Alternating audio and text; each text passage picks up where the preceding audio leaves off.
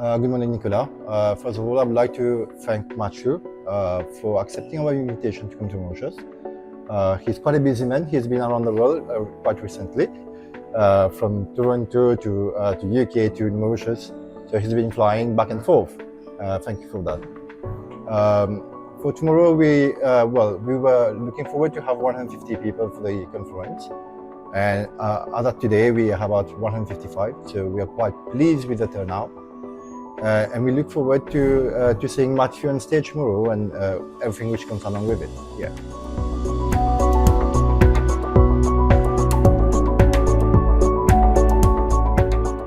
Well, that's a great question. So a lot of the latest emerging technologies start out very small. They start out completely insignificant.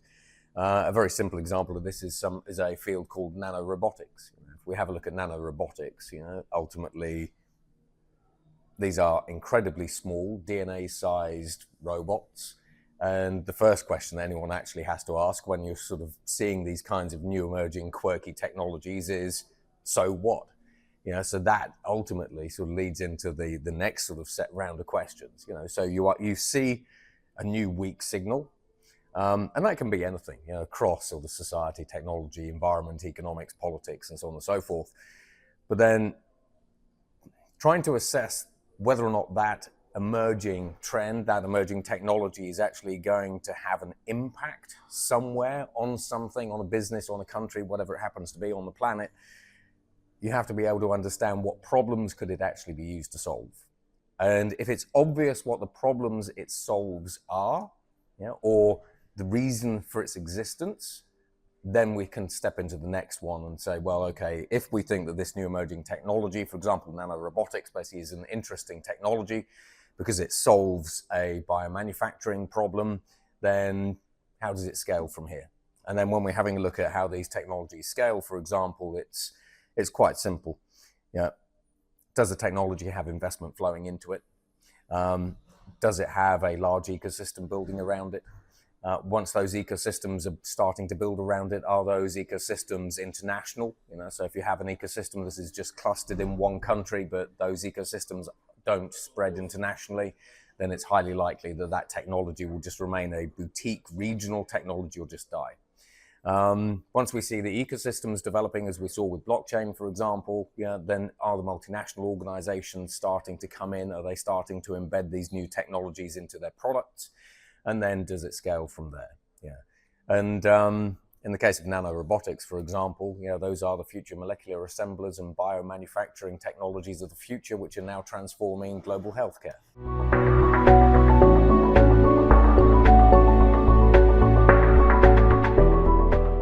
So having an artificial intelligence that's able to identify a problem, build a product, and then do the marketing, scale the organization operationally, basically within a governance and regulation framework, and then sell the product basically to either a regional or international audience, it's always been feasible.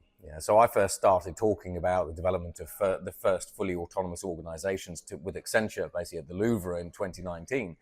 And the reason why it's always been feasible is because ultimately, from a human perspective, we try to automate everything.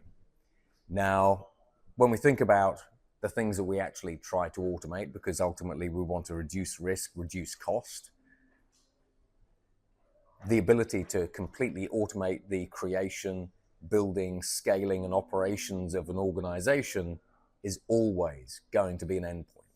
That's it. Now, in terms of where we are with it, if we have a look at the venture capital community in Europe, the vast majority of venture capital organizations across Europe are now only investing in startups with less than 5 people because they believe that AI is the way these organizations scale. When we actually have a look in Silicon Valley, we now sort of see 2 or 3 individuals basically starting companies, and those companies going to multi-billion-dollar unicorn status, typically in the sort of software space.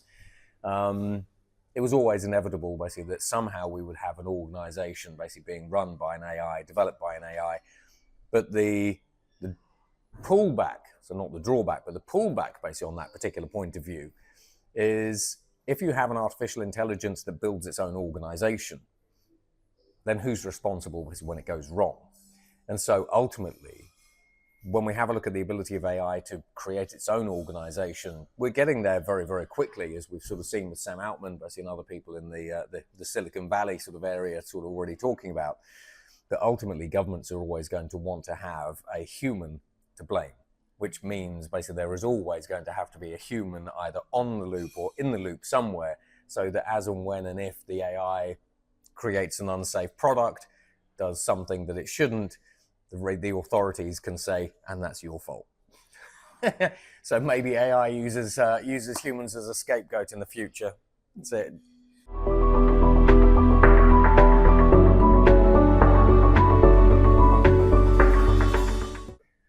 So I do a lot of work in the national security arena. I do a lot of work with 70 governments basically on this topic, as well as the United Nations. And when we have a look at the ability of AI to create synthetic content, whether that's either with a human hand on the steering wheel or whether, again, it's autonomously, which is where we'll ultimately get to, there's only one solution: don't trust anything.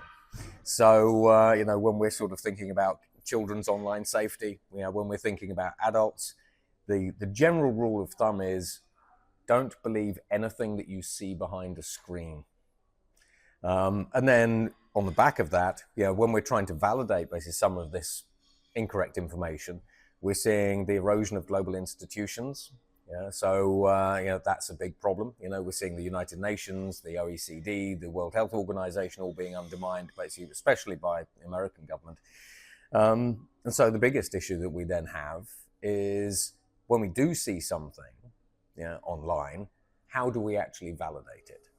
The BBC's basic credibility is being actively eroded at the moment. So I do a lot of work with the BBC basically on that. When you have a look at CNN, when you have a look at Fox, when you have a look at, Le Monde, for example, basically in France, all their credibilities are being purposefully undermined basically by new media channels, by sovereign governments, basically they're trying to undermine state-run news networks, like, for example, Sputnik, basically in Russia. And that's really the issue. We've never really been able to fully trust things that we actually see online, but we've always had a source of the truth that we believed was true. And as those institutions are undermined and those news networks are undermined, where do you go?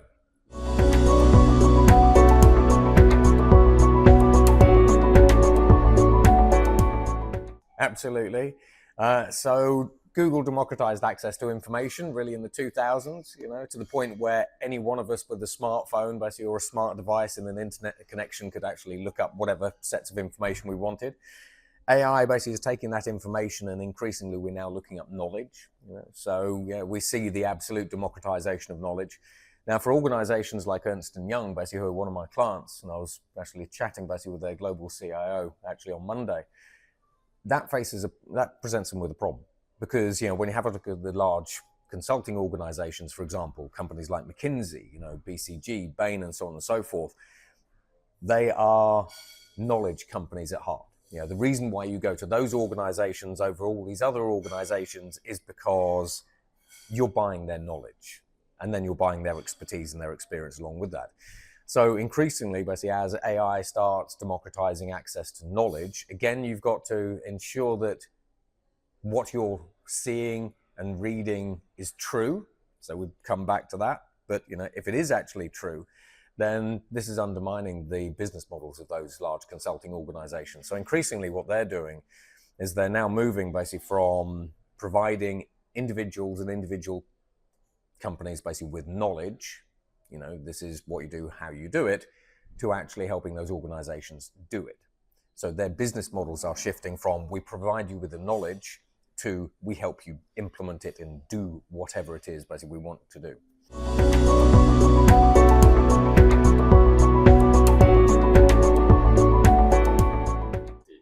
So the short answer, but then I'll give you the reason. The short answer is ultimately, if we're not very, very careful, you end up with economic sovereign collapse. Now, the reason for this is, when we actually have a look, for example, in Mauritius, that's it. If I'm a Mauritian entrepreneur, basically, and I want to build software, then traditionally I could either use the gig economy, so I might actually hire an Indian worker basically to, do the software development for me, for example, out of Bangalore, or I might hire a local developer. At some point, I'm probably going to be hiring a local team to build my company. However, And, sort of giving a couple of OpenAI quotes. When we see artificial general intelligence emerging, the board of OpenAI about 2 years ago defined artificial general intelligence as the point in time where AI outperforms all humans at all economically valuable work. Now that's the automation of software developers, the automation of lawyers, the automation of wealth advisors, and so on and so forth. So that Mauritian entrepreneur today, if they wanted to build out a new software stack, as we're sort of probably going to discuss tomorrow, they hire ChatGPT, they hire Anthropic Claude.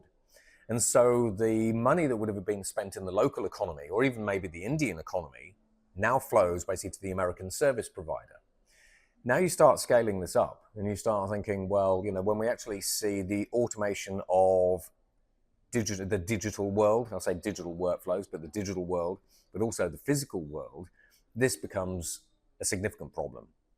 Because, for example, when we have a car that drives itself, as we see with Waymo, for example, across Orlando, basically Philadelphia, and so on and so forth, San Francisco, or even in London, basically, or even here, if you have a Waymo, basically in Mauritius, that is driving itself, the person who is actually taking the cab ride is now paying an American company for the service. They're not paying a local taxi driver. When we think about people in the warehouse, we see the development of dark warehouses, dark logistics. We might have people today basically who are working in an local Amazon warehouse. That's it. But increasingly, as robots basically sort of infiltrate basically those sorts of areas, increasingly basically the money goes to whoever provided that robot. And ultimately, when you have a look globally, the vast majority of governments are under more sovereign debt than ever before. So sovereign debt is now, or public debt basically, is now running at about $132 trillion, which means basically that from one perspective, you have the hollowing out basically of lower classes and middle classes. You have governments basically that have higher debt burdens than ever before. So they need to raise taxes to try to pay back those debts, which then means, basically, if you have a lot of people who are out of work, you're taxing the people who are in work more than ever before, which then means that the people who are working think that, well, this is unfair. I'm working longer hours, basically, and I'm taking home less money. So therefore, we see a lot of government instability because we switch out that government that taxed us highly for a new government, hoping they won't. And so if governments aren't very, very careful, if they don't have a way to manage basically this outflow basically of, should we say, labor to American service providers or AI companies, you are going to see the controlled decline of countries almost everywhere in the world.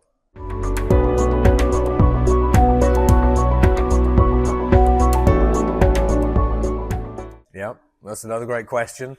So over the past 5 years, we've seen artificial intelligence automating skills at a rate that's 66% faster than it used to be. So the half-life of technical skills are now 2.5 years. The half-life of physical skills is now about 5 years. We even see artificial intelligence is now controlling robotic systems to build data centers. So these are putting the GPUs in servers. These are doing the cabling basically in hyperscale data centers and so on and so forth.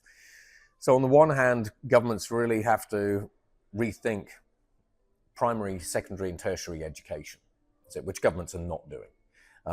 So I was in Puerto Rico recently, and we actually had 5 students on stage, and the students were saying, why are schools teaching me about the past, not the future or the present?